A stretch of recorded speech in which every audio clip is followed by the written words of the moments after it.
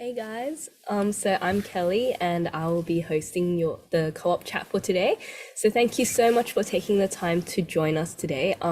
So this session is mainly just to give you guys some last minute tips for submission, which as a reminder, applications will be closing 30th of September, so in about 2 weeks.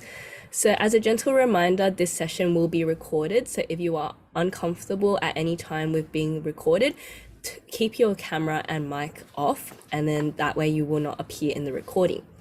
Also, during the presentation period, keep your mics off unless it's question and answer time. So to give you guys a quick debrief, so what is the co-op program? The co-op program is basically started from companies who wanted students to have not only theory skills, but also the practical skills and management capabilities to operate efficiently in the workplace from the first day of work. So the theoretical knowledge that you acquire at university is extremely useful and necessary, but it can often be very difficult to the practical real world. With the co-op program, you are able to graduate with a really impressive resume and CV that sets you apart from all the other graduates. And in that way, co-op is really a career development scholarship that produces young professionals with experience and an edge. So there are many benefits of the co-op program. Here are just a couple. So firstly, the industry experience. With the co-op program, you go on 3 different placements. So for me personally, I went to KPMG, Allianz, and MetLife. And each of these are between 3 to 6 months, and added together, you'll have over 15 to 18 months of work experience before you've even graduated. So in that way, you're working on real projects which extend way beyond the classroom, and you're able to get all of this experience right before even graduating, which is a really massive head start to your career.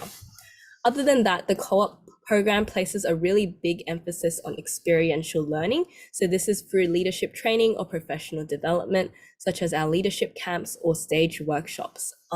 So for example, we had an Excel workshop where we invited industry professionals to come in and teach us how Excel can be used in the workplace. And I found that really useful to see how the skills we learned in the classroom can be used in the workplace. And also, it's really good that we got away with certification in Excel as well. So a lot of developmental programs available whilst at the co-op program.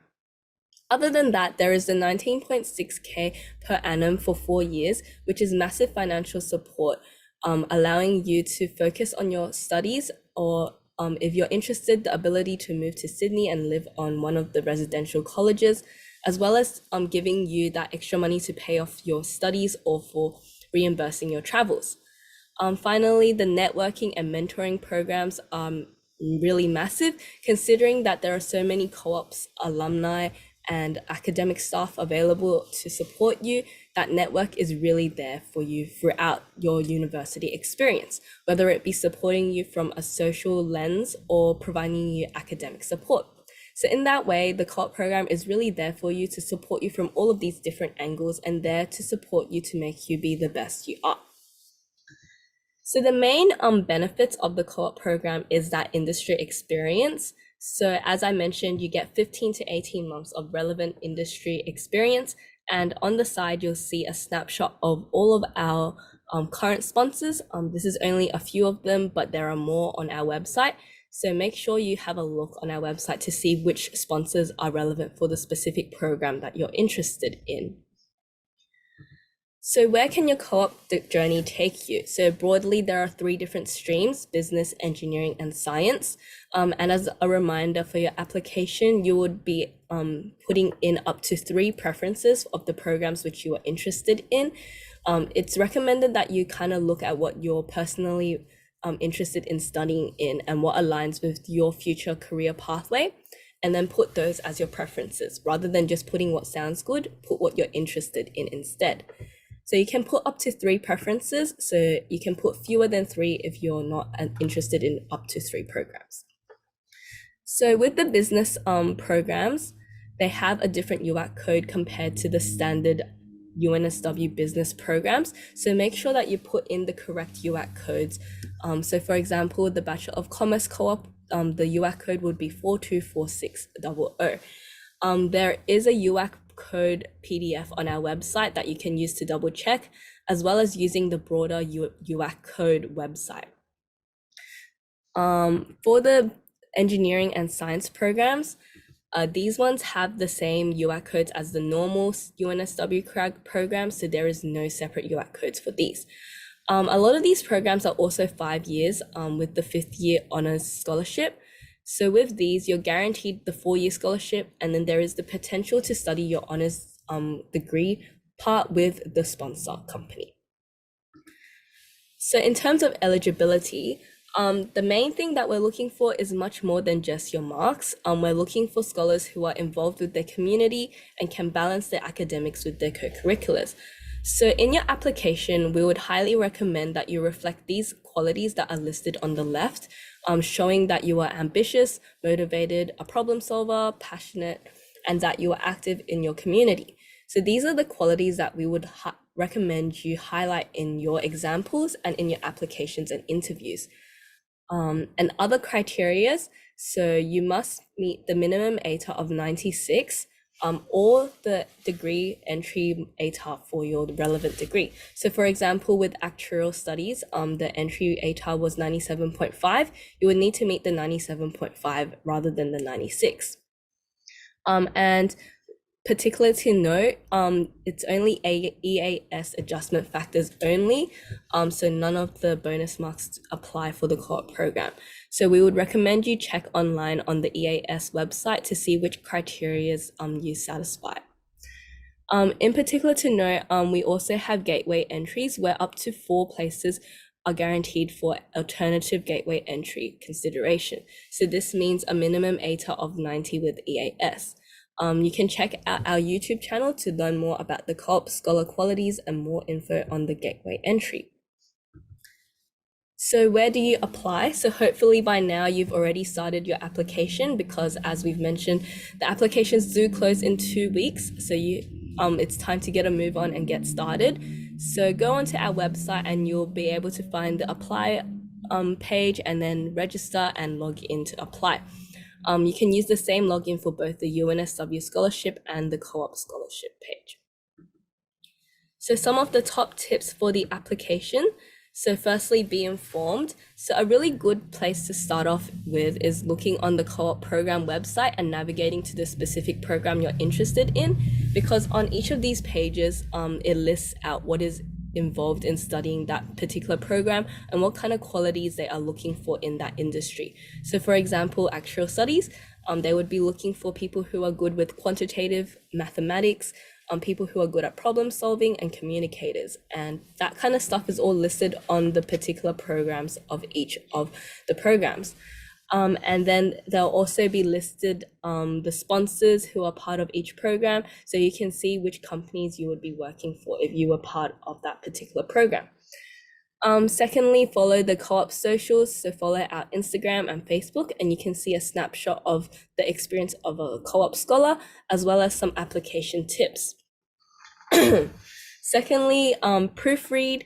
So make sure you go back to your application after a day and save regularly.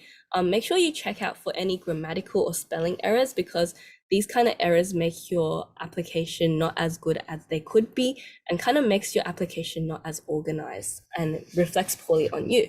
So definitely go back and look at your application and make sure it all makes sense. The other alternative is asking someone else to proofread your application. In that way, you can make sure that everyone who reads your application can understand what you mean. And finally, apply. So the easiest way to not get a co-op scholarship is to not apply. Every year there are 1,000 applicants, but there is actually 1,000 unsubmitted applications as well. So make sure you submit your application, because if you don't, you are guaranteed to not receive a scholarship. So after that really quick run through of the co-op program, this is the main part of tonight, where we're mainly looking at what questions you have in regarding to your application, and as well as me and Mridul sharing our application tips. So feel free to pop in the chat any questions you have regarding the application or the co-op scholarship or anything you have in mind. But yeah, I guess whilst we're waiting for questions to pop in the chat, do you want to introduce yourself, Mridul? Yeah, sure. Thanks, Kelly. As a really quick introduction, hi guys, I'm Ridul. I'm a second year co-op student studying business information systems.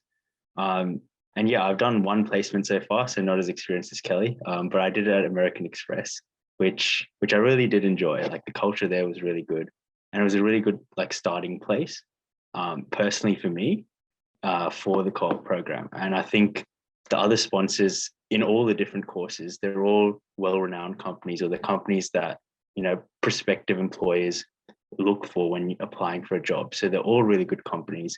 And whichever stream you're interested in, definitely do apply for it. Like Kelly said, if you don't apply, you never know if you get in or not.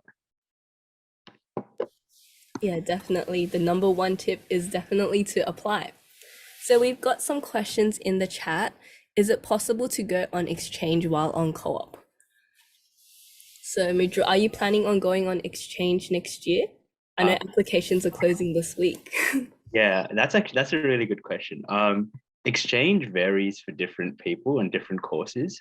So personally, for me as a business information system scholar, I can go on exchange basically in my second year. So I'm in my second year right now. So obviously the applications are already closed, but basically I was allowed to go on exchange for I think the second half of my second year. So around about this time. The other times I can't really go on exchange because I'm on work placement, and for co-op, you can't really go on exchange during work placement. And I've got an honors as well in my fourth year. So you can't really apply for exchange and honors as well with BIS specifically. In your first year, obviously, you wouldn't be able to go on exchange because the exchange apps closed the year prior. But yeah, I could have gone an exchange this year, but I decided not to. I think it was a bit uncertain with COVID last year and what was going to happen. So I didn't want to, plan exchange and then have it just removed from me for the last second. So I did not go on exchange, but I do know that a couple of my mates did end up going, and they're overseas right now. That's pretty cool. Yeah, definitely. For me personally, I also didn't get the chance to go on exchange because I was at uni during the COVID years. But definitely I've seen a lot of co-ops currently on exchange, some in like Canada, some in America. So definitely it is possible to go on exchange with planning of your degree. Okay, so what preference should co-op be on my UAC? Kylie, do you want to take this one? Yeah. About Hi, the everyone. preference order. I'm Kylie. I work in the co-op program. So you have 5 preferences for UAC. What we ask is that you have at least one of your co-op preferences reflected in your UAC preferences. So that shows to us that you have a genuine interest in the program. So even if you have, let's say, for example, the UNSW co-op accounting degree as one of your 5 preferences, and then you can have all UNSW or a mix of other universities, but we'd like to see at least one in your 5 just so that we can see that you have a genuine interest in wanting to come to UNSW and wanting to join co-op. Yeah, and I think another common question that I get with that one is that do you have to put co-op as your first preference on the UAC? From my understanding, you don't have to put it as your first preference until you accept it on the 15th of December. Is that correct? Yes. When we make conditional offers on the 8th of December and advise students are on shortlist, they'll receive information on how to align their USC preferences at that time. Yep. Hey, and the next question, can New Zealand citizens apply for co-op? Absolutely, yes. We have a couple of New Zealand citizens with us who joined the program this year. So if you absolutely apply. Yeah, and can you do a double degree in the co-op program? So basically, when you first enroll into the co-op program, you need to be in a single degree. So that would be the program that you have applied for. So for example, I would be actuarial studies only, and Ridra would be business information systems only. However, after your first placement, you can have a conversation with the co-op office and the sponsors about the possibility of doing a double degree. However, that depends on assessment of whether you can meet all your responsibilities relating to your placements, whether you are studying at an appropriate level and achieving the academic requirements of the degree. as well as whether the sponsors think that it aligns with their personal like goals of the company and things like that. So it's all dependent on that discussion. And also, I think when you're considering doing a double degree, think about how it aligns with your own timeline, because with the co-op program, you're already extending your degree by 1 year for placements. So if you do a double degree, it further extends by an extra year. So that delays your time before you enter the workplace. So think about how that timing affects you. Is there anything else you would add to that, Kylie? No, that sounds all very good. Yes, so a student would enroll in a single degree, and as you go into your second year, you would talk to us, but you should definitely talk, if you're awarded a co-op and you start in your first year, certainly raise it with the co-op team so that we're aware of it and we know that's something you're thinking about. It's just good to have that information up front, but co-op has to agree to your plan, as do the sponsors. Does the degree with co-op have to take 5 years, even though if otherwise the degree would take 4 years? So I don't know if you mean like 5 years because you're doing like the honors degree for the engineering courses, but for example, for my degree, a standard actuarial studies degree would take 3 years, but because of placements, it's extended by 1 year. Basically how that works is because whilst we're on placement, we typically take one course per term, whereas a standard student would be taking 3 courses a term. So that's why we would be taking fewer courses whilst we're on placement. So that's why our degree has to be extended by a year. Hopefully that answers your question. And another question for Abel. I want to do a co-op for finance. Do I have to change my preference of a Bachelor of Commerce co-op section to the honors selection? So the degree in finance has its own UAC code, and it's called Banking and Finance, our program, and it's a 4-year degree. So there's not honors included in that degree. Yeah, it's Kelly's just put up a slide. Yeah. So it's this. Oh, actually, no, sorry, it does say honors. Maybe. So I think this is from the slide deck from Open Day, but I'll double check this. Yeah, Abel, I'll get back to you about that. Okay. Just yeah, we'll double check on that. So I'll just have a look at the next question. Does a scholarship include free university fees, or does the money goes toward fees? So no, if all co-op scholars are paying university fees, HECS, whatever arrangements people have. The scholarship payment is approximately $750 a fortnight, tax-free, and that money is paid for the majority. It starts in February of your first year till December of your final year of the 4th year, and that is your money to pay for travel, laptops, phone. It's your money for whatever you want to use, and if you want to put that towards university fees, that's your choice. But there are no discounts or the fee liability is not removed for co-op scholars. It's still a university fee there. Yeah, the money just gets deposited into your bank account, and it's up to you how you want to choose it. Some people are very responsible and use it for uni fees, but I use it for traveling. So it's up to you how you want to use the money. So this question, Madrul and Kelly are much better positioned to answer than myself. How hard is it to balance your work placement and uni? Kelly, feel free to go first if you want. I guess like whilst you're on placement, it's definitely difficult. Like my very first placement, I found it really hard because personally I am a night owl, so I stay up until really late. But whilst you're on work on placements, you have to wake up at 9 a.m. So definitely that was really hard for me, and I found that I was sacrificing sleep a lot in order to balance work and uni. But then as I went through my placements, I found out that if I just schedule my time properly and I block out my times so that I know what to do at each hour, and then I keep like a checklist of things that I have to do, it becomes a lot easier to balance my work and uni. So I would say definitely at the beginning, it's quite hard, but you work out some techniques and things that work for you personally that makes it easier to adjust. So definitely it gets better with practice. Yeah, completely agree with that. I think on my first placement as well, like when I started, I was a little bit all over the place. Like I wasn't sure how to manage my time effectively, and then it kind of kept on building up and building up. But if you just sit down and, like Kelly said, like schedule the time or like use a calendar, whatever you want, Google Calendar, that's what I personally use. But use some sort of scheduling tool. It makes it a lot easier to manage your university and your work, because you're working 9 to 5, 5 days a week, and then you're going to have to do university class outside of that.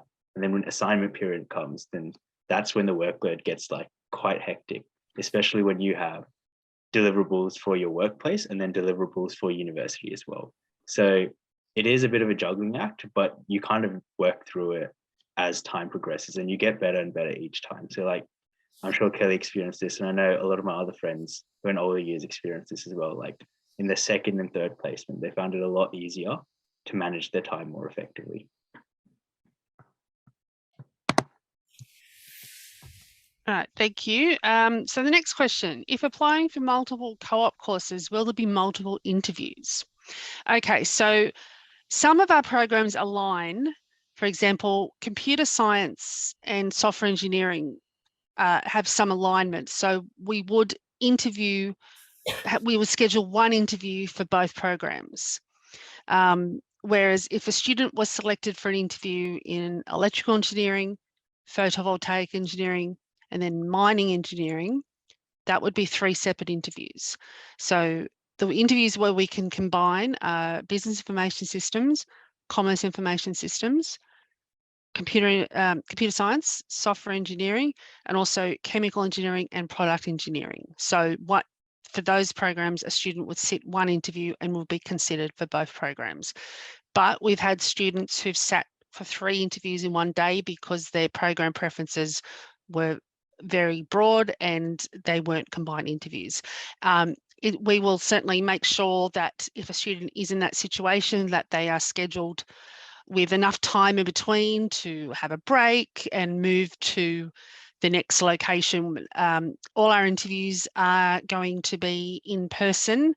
If someone wants to request an online interview, there'll be a process for that, and it certainly won't be automatically considered, but more information will come out on that when students are notified if they've been selected for interview. On to the next question. For the co-curricular activities section of the application, it specifies activities should be within the last 2 years. If COVID has interfered with the extracurriculars, is it okay to go slightly beyond the 2 years? Yes, absolutely. COVID has certainly impacted everyone in all sorts of ways over the last 2 years, and we certainly understand that. And you guys have had an unusual couple of years, and so absolutely, you can explain that in your application that it's you're prevented from doing certain things because of COVID lockdowns, etc. So yeah, that is absolutely fine. On to the next question. Did you say that co-op program provides free student accommodation, or is that wishful thinking? Well, no, unfortunately, there's no accommodation coverage with co-op. In previous years, there was a discount offered to co-op scholars for on-campus accommodation. I'm not able to confirm at this stage if that's going to be available for 2023.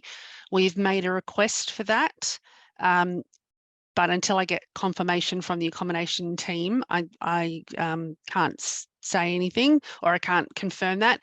If it is confirmed before the 30th of September, I will certainly put it in the communications to all you applicants that you'll be getting up until the closing date. So keep an eye out for those emails. As soon as I get an update, and hopefully a good update, I will let everyone know. And to the next question, are there separate UAC codes for engineering degrees? Yes. When you're in the program preference part of the application, there's a link to a document that outlines each UAC code that aligns with co-op. I'm just trying to bring it up on my screen. So for degrees in the Faculty of Engineering, there's no specific co-op degree. So you would just put the UAC code that aligns to the degree. So the Bachelor of Mechanical Engineering or the Bachelor of Software Engineering. So when you're at that point in your application, there's a hyperlink to that document, and it's if you're having trouble finding that, just get in touch with us and we'll help you. We can email that to you as well. Okay, let's have a look through.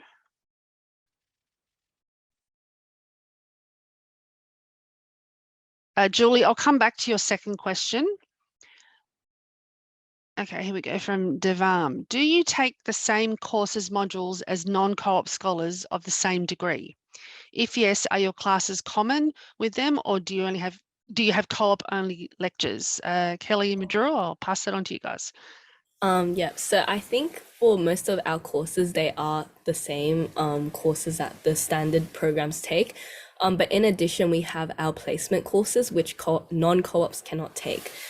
Because our placements are counted as an academic course as well. That one is exclusive to only co-ops. But I would say broadly, other than the placement courses, the majority of the courses that we take are the same. Is that the same for business infosys?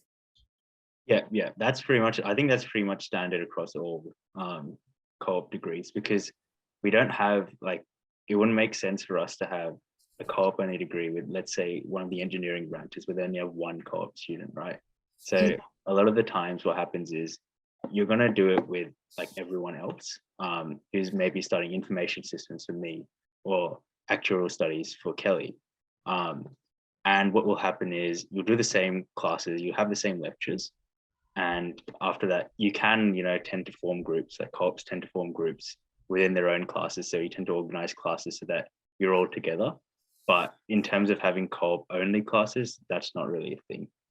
Besides the placement courses, like Kelly said, but that's not actually like university teaching. That's more on the job experience. Thank you for that. Let's have a look. How much consideration is given to the school's estimated ATAR? Well, we certainly, all these teachers or a representative from school is asked to complete a school's assessment page, an SAP, and they are asked to provide an estimate. Look, we do look at it, but we rank applications on academics, community participation, sports, potential, achievements. We're looking at everything. So we certainly don't ignore it, but it's not the deciding factor on grading an application and determining who is selected for an interview. Okay, on to the next question. Do you think we could have part-time jobs alongside the co-op program? Again, I'll go back to Madrul and Kelly because I'm not a co-op scholar. I think you could definitely have a part-time job when you're not on placement, because if you were on placement and have a part-time job and studying part-time, I don't think you would have much time left to do like resting or sleeping or general things like that. So I think definitely keep the part-time job for maybe like your first year before you're on placement, or like in your final year when you're finished with your placements. So currently for me, I finished all of my placements in January this year, and then since then I've been working part-time at the co-op office. So definitely you can have a part-time job, just not when you're on placements. Yeah, completely agree. And I think the part-time job as well, it's good to just have it maybe in your first year if you want. So like I was tutoring in my first year, just part-time, very casually. It wasn't a big time commitment personally, but it was good to have, just to have the extra source of income as well. But yeah, part-time jobs are definitely doable, but you have to also take into account the fact that as a co-op scholar, for most courses, you have to maintain a 65 in your courses. If you don't maintain that, then there's like a talk and you may or may not be kicked out of the co-op program. So it's very important to make sure you actually maintain that 65 mark in all your courses. And if having a part-time job, impacts your ability to meet the academic requirement, then it's probably not recommended. Yeah, hopefully that answers your question. Excellent, thank you. Let me just scroll back up to the question. Oh, how many scholarships are there across the three streams? And this is a very good point in there. Is this dependent on the sponsor's needs? We can only offer the scholarships that the sponsors make available to us. So this year we've got about 86 scholars across the streams. The majority tend to be in business. Business information systems and commerce information systems fall into the business stream. So that's where the majority of those are. I don't have the information on hand about how many are in each stream, but the majority are in business. We don't have information yet on how our numbers for 2023. The interview briefing day, which is on Tuesday, the 22nd of November. I should have it sunk into my brain yet, but I haven't quite yet. We'll have more information on that day, but at this stage, we can't confirm our numbers for next year, but there will be scholarships, absolutely. Another question from Nicole. In relation to the submission of our school assessment page, we're required to submit a photo. The SAP can be completed by a nominee at the school without a photo being submitted, but you won't be able to submit your actual scholarship application until you have a photo submitted. So you've got 2 weeks to find yourself a nice photo, or just most applicants just use their school portrait, but as long as it meets the criteria for size, if it's a more casual photo, but also passport style, like wearing not in school uniform, that's okay as well. We'll accept that. Here we go. What kind of questions are asked in the interview? How should we prepare for them? Well, that's why we have the interview briefing day. So on that day, we have university staff, maybe some sponsors, and certainly some students and the co-op team walking you through what to expect. They'll be asking you questions about what you've done and what you want to do, certainly, like what are your plans for the future? That is part of what they would say. Maybe Kelly and Madrul can remember back to their big interview day and share what kind of questions they received or they were asked on the day. Kelly, it's probably been a while for you, but if you remember, I'm happy for you to go first. I guess like a really good tip is to look at the application questions firstly and look at what answers you've written for those. Because I found that since the application is asking questions for qualities that they're looking for in co-op scholars, the interview questions tend to be a bit similar in that they're asking for when's the time you've shown teamwork, when's the time you've problem solved, when's the time you've been creative, things like that. They asked it in the application, so it's likely to also come up in the interview as well. So I would say definitely review your answers for those, and try to have some relevant and like recent examples of how you've shown those skills and learning. So that's kind of like what I would say to prepare. And also like searching online for typical interview questions. That's another way that I prepare for interviews. Searching up like interview question banks and then kind of just looking at myself in the mirror and practicing my responses until I'm happy with like the way I talk. That's like some ways that I use to prepare for interviews. Do you have anything else to add?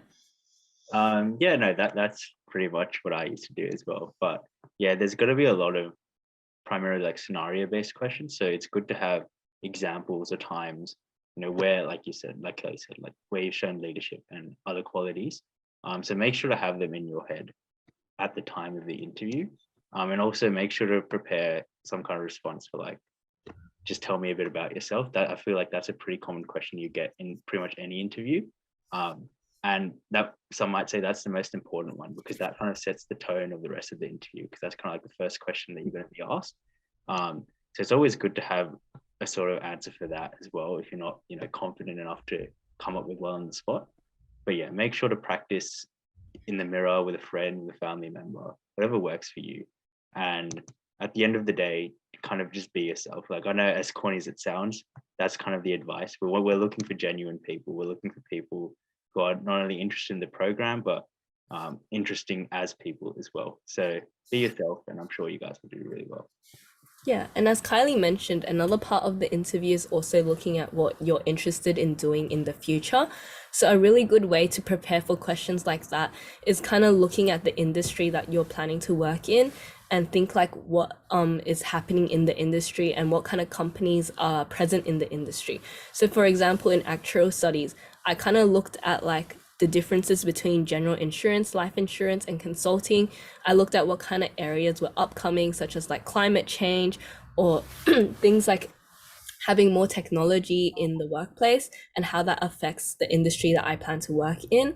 So kind of looking at that industry trend and what kind of companies are present in the industry is another good way to prepare for that part of the interview. And I guess also seeing like how you see yourself in the industry too and what kind of work you're interested in particular. That's another way to prepare for the interview. You also might like to do a little bit of research on some of our sponsor companies. There will be sponsor representatives sitting on interview panels. So you may end up sitting with someone from, well, any of our companies. You saw the lists before, the logos before. So think about that. The other thing is students who are selected for interview will also be asked to do a VPOL video. So what that is, it's an online video. It's about 2 minutes, and you get the question when you're sent the VPOL invite, and you get the question you have to answer, and you get one shot at reshooting. These online recruitment or things are becoming more and more common out in the real world. So this is a good way of learning how to use this and talking to a camera. It's just, one-on-one. So because you'll find that that'll happen a bit more often as you progress in your career. When we send out the interview offers and we send out the VPOL information, we'll send out some links and some tips on how to go about your video as well. But so that is like a practice interview right there. So by the time you get to interview, you've already had one little practice. So you're a step ahead of a lot of other people. Okay, we'll have a look at the next question. Jason's asked, are there any written requirements for the referees to submit before the 30th of September? So we do ask for names of referees, but we just ask for their names. They're not required to provide any documentation or a letter for you. So that just their names and contact is fine. The SAPs, we ask that they submit by 30th September, but I will actually follow up with schools for students who've submitted an application and the SAP is not in. So if it's not in by the time you apply, that's okay. I'll follow up with the schools. But for the actual two, because we ask for the names of 2 referees, be it a teacher or someone from your community, church, sport, things like that, just the name and a contact is fine, and so that'll just be in the application, and we can reference it if we need to. Okay, let's go back to the chat.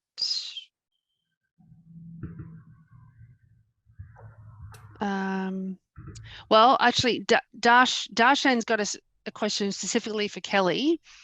As a UNSW Co-op actuarial student, what insight into the future of actual studies have you gained in your time in the degree? Oh, yeah, sure. That's a very deep question. But definitely, I think what I've seen is there's been an increase in the use of technology. So, particularly, you can see the way that they've restructured the Part 3 academic requirements. There's a new data analytics stream in our Part 3 exemptions. And then also within the university courses, they've introduced courses such as like artificial intelligence, which is a course I did last term. And then the course that I did last year, which is another data analytics course. So I've seen a lot of increase in the use of data analytics and that kind of technology in the workplace, which I think is really exciting because with actuarial studies, a lot of the times the techniques we use have been really established for like centuries, like using stuff like chain ladder to do valuations and things like that. So it's really exciting to see stuff like machine learning and artificial intelligence starting to become more prominent and used. So that's definitely one thing that I've seen becoming a lot more prominent whilst I've been studying, especially with the restructuring of courses. But another thing that I've noticed is a lot of interest in climate change as well, since it's such an up and coming topic, not only in actuarial studies, but more broadly. Before I was starting my placements, I didn't know that actuaries had work in climate change. But then in my very first placement at KPMG, I was part of a project where it was figuring out the paths of bushfires and how properties in the vicinity of a bushfire, how much they should insure their properties for. And through that project, you could definitely see that with climate change, there's been increases in these kind of weather patterns and weather events. So that's why with actuary, since we're really part of that forecasting work, there's been a lot more work for us in that aspect that we're helping companies and people figure out how much they should insure themselves in the case of the changes of climate change. So that's another thing. And the final thing that I'll briefly touch on is like, there's also been a lot more emphasis on like mental health in actuarial studies work. So during COVID, there was a lot of increase in claims of psychological or mental illness claims. So there's been a lot more research into why that is the case and also what we can do as actuaries to improve the claims performance of these kinds of claims. So broadly, there's been a lot of work in that area, which I would highly recommend you look into online. If you go into the Actuaries Institute website, you'll be able to see all of this work that I've mentioned, data analytics, climate change, and psychological mental health claims. And you'll definitely be able to read about it in a lot more detail than I can cover in my very short spiel. But definitely, if you're interested, have a look online. Thank you, Kelly. Nathan's asked a question about his Duke of Ed. He's not completing it until early October, and he's wondering about how he can submit supporting documentation in time for 30th September deadline.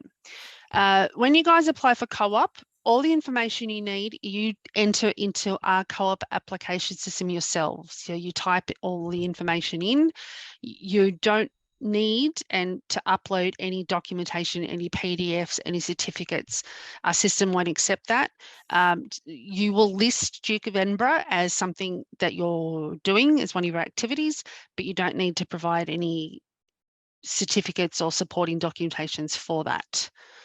So just make sure you get your application in by the 30th of September. Let's have a look at another question. And Keita's asked, which co-op courses have the most students? I can say that for 2022, the most students are in business information systems.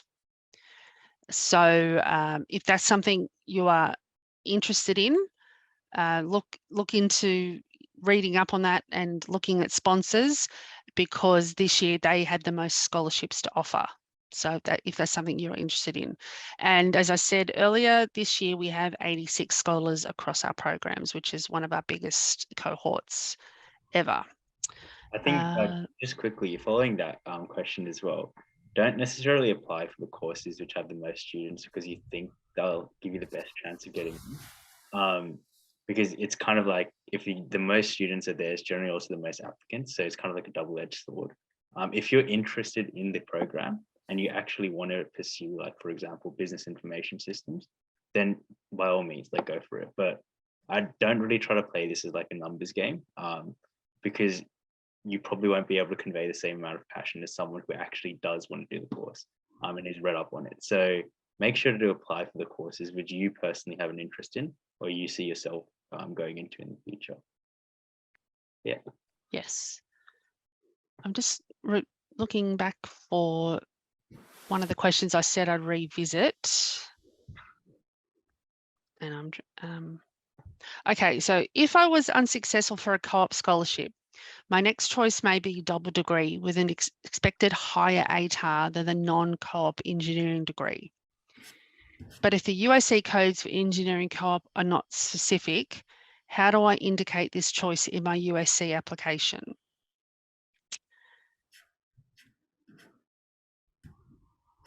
I'm not, guys, I'm not 100% sure what Julie's asking.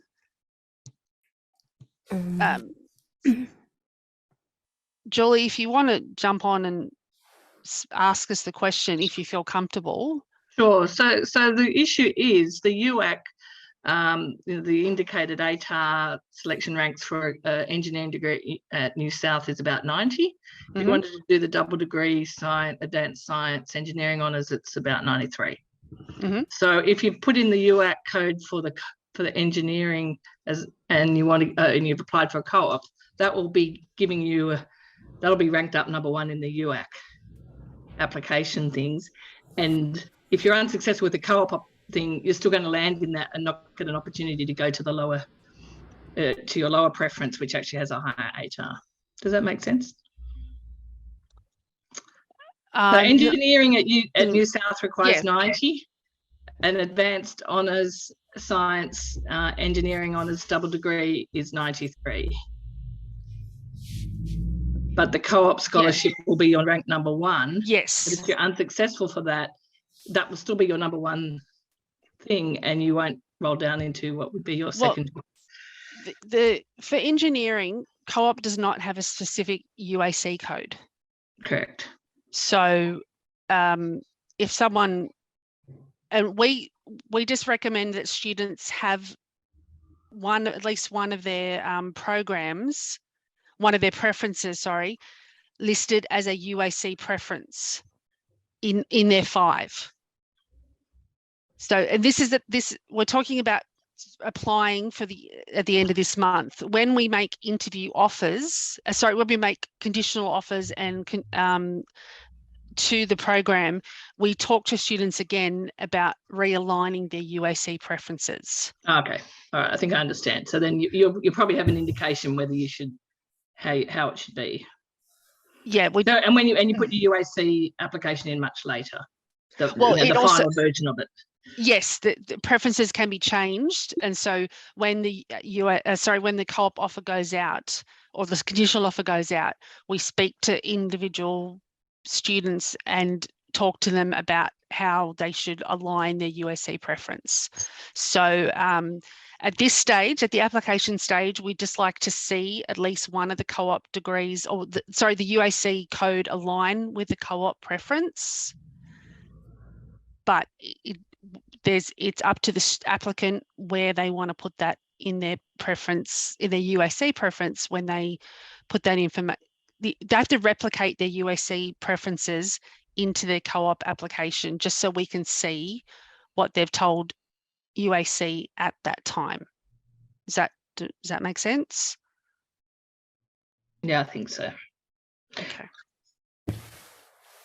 And also just to follow up on that as well, there are multiple offer rounds with UAC, so you can change your preferences, even after your ATAR results come out. So in January, I think there's about like 3 or 4 offer rounds. I'm not exactly sure, but you can change them in between. So if you find out, okay, I was unsuccessful for co-op, you can change it around so that you can remove co-op from your actual wait list and you can put a new course in there that you might want to apply for.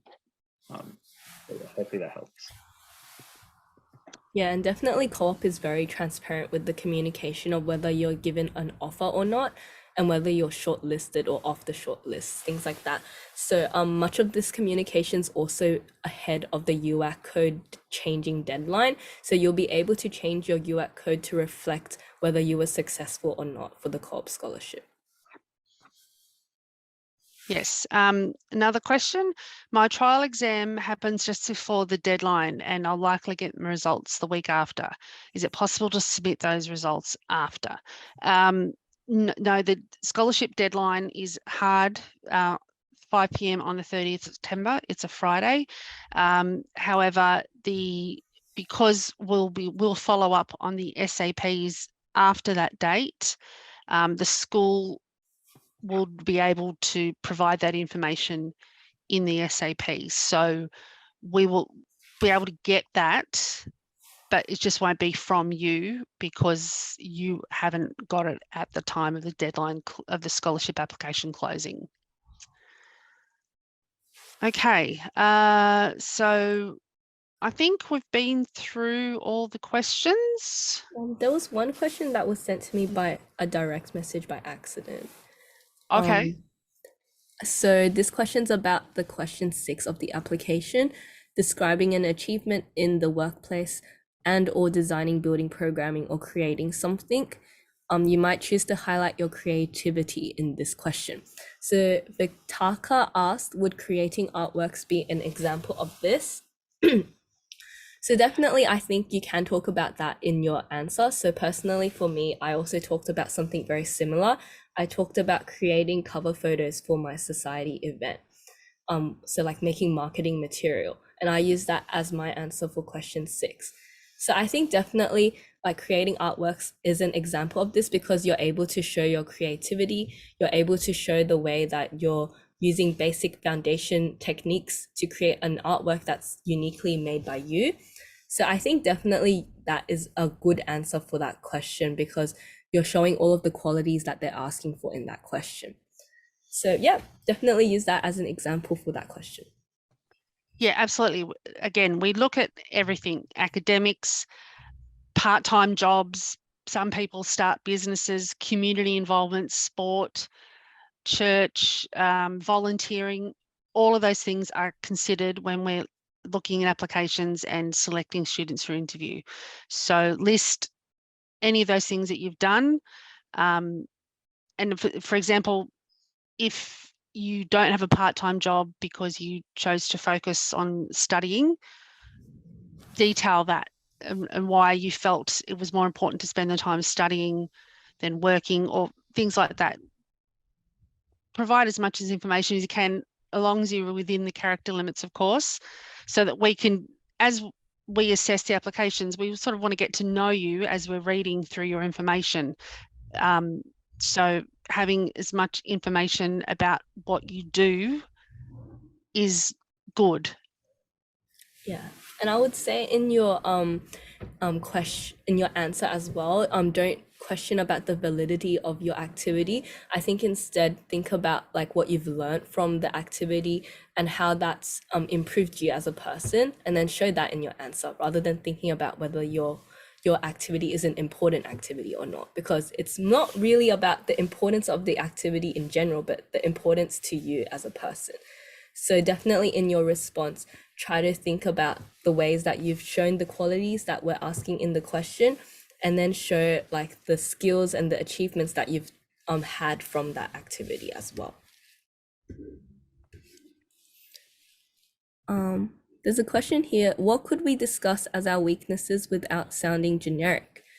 So the easiest way to avoid sounding generic is to be true to yourself, like reflect properly on like what you consider to be your weakness, and like show how you've worked on the weakness as well.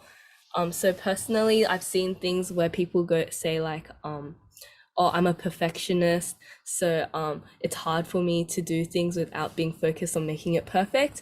But then that is kind of a very generic response because you're not really showing like the actual weakness you're having, but trying to spin your weakness into something that makes you sound good. So instead, I would choose a weakness that is actually like genuine to you, and try to make it something that you've worked on as well. Do you have any tips on that as well, Midrul? Oh, yeah, I was just going to say, no, that's really good.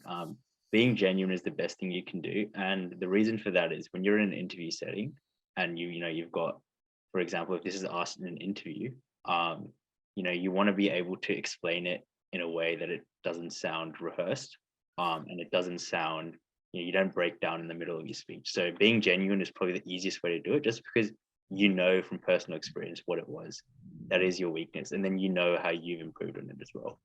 And in an application as well, same principles apply. So do be genuine, talk about something that is true to yourself.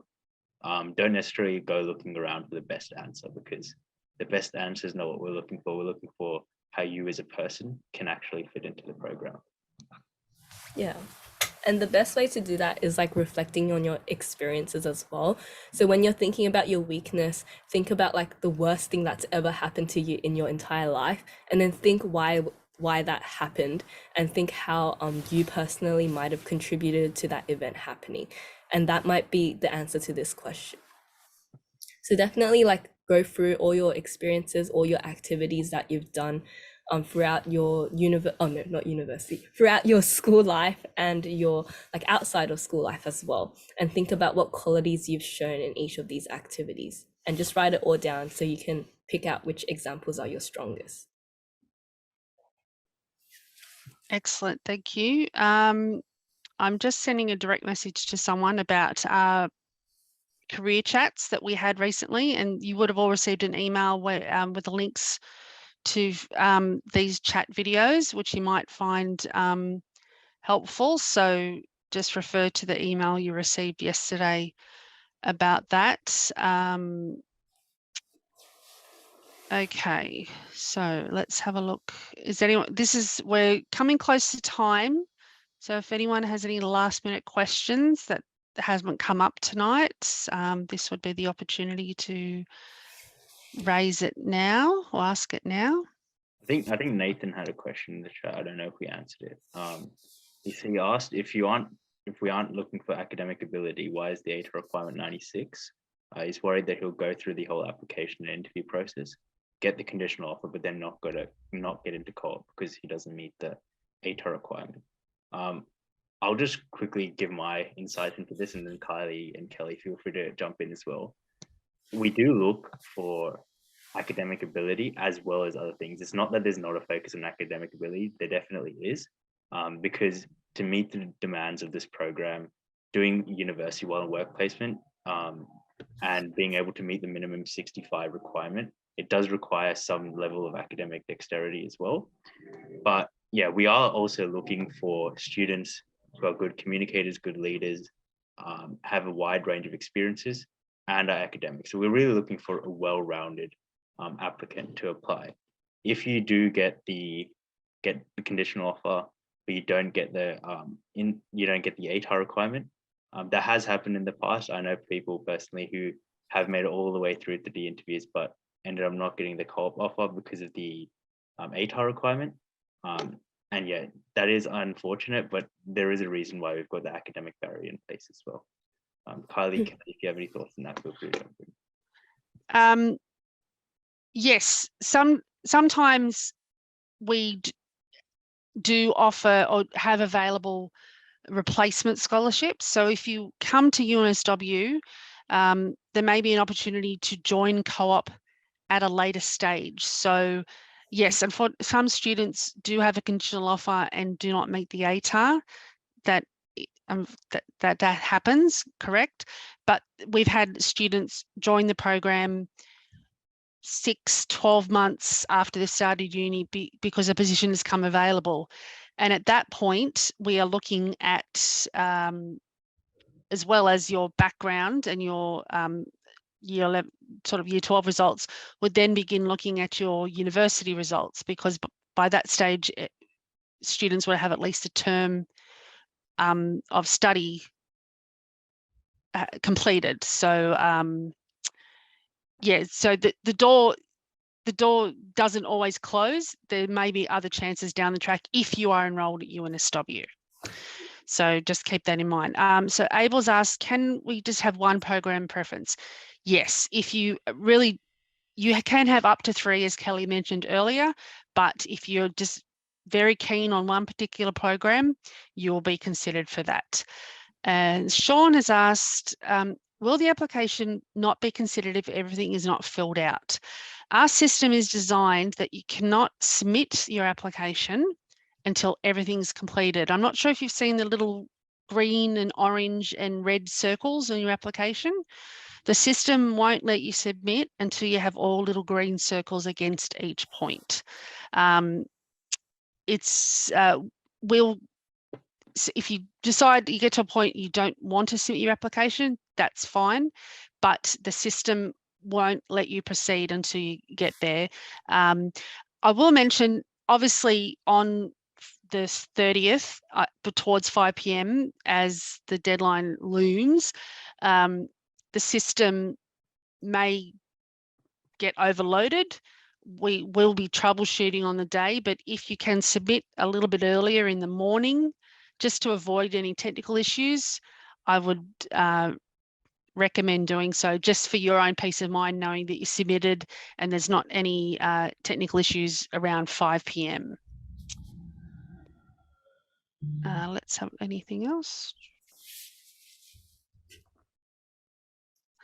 Is it less favourable to pick more than one program, as it may seem you are not as interested in each chosen preference individually? And some questions require you to split your answers based on preferences. It's really, it's up to, that's up to the individual. We assess all applications, we assess all preferences. Every application that is submitted is read by a staff member and then read by an academic. So we're looking at, we're looking at you as a person, not at how many preferences you've picked. So that is a personal choice. Kelly, did you have anything to add there? I think like a lot of the times when you put preferences, you'll find that they overlap in the skills that are required. So for example, if you were interested in, or I say actuarial studies because that's the easiest for me to explain. If you were saying you're interested in actuarial studies, maths, or computer science, even though they're like different programs, they have really overlapping skills. Stuff like maths, stuff like coding, stuff like problem solving, they have really common qualities across the programs. So in your answers, you can find that even though they're different preferences, they're still answering similar qualities and similar questions because the work is like kind of similar in like what they're looking for in scholars. So that's what I found when filling in applications and having multiple preferences. Yeah, and just apply for the courses that you personally want to do. So personally for me, I only applied for business information systems because that was the course that I was looking to do. But if you have other courses, you know, that you want to apply for, if you want to apply for like computer science, engineering, actual studies, like finance, there's a lot of different courses you can apply for. Choose the ones that you personally want to do the best and you see yourself going into in the future. Yeah. Thank you. All right, so we are a little over time now. I think, Kelly, I think we can wrap this up. I've got all the chat questions, so I'll make sure I go through them. And if I've missed anything, I will come back to those people and contact them directly. We'll make this chat available on YouTube for yourselves and any other students. Thank you for joining us tonight. And thanks everyone for hopping on this call. We hope that you found it like helpful. And if you have any other questions about the co-op program as well, just feel free to reach out to co-op. You can see our socials as well. Make sure to follow them to keep up to date with all the latest news. Yeah. And if there's any questions that we didn't answer tonight that you want to reach out to us, feel free to email us for our emails. So scan this QR code and it'll go to our website and all of that. As well as that, on our website we have a chat bot as well. So me and Lib, the other administration assistant for the co-op office, we man that every day. So if you have any questions, feel free to come and chat with us and we can help you through anything.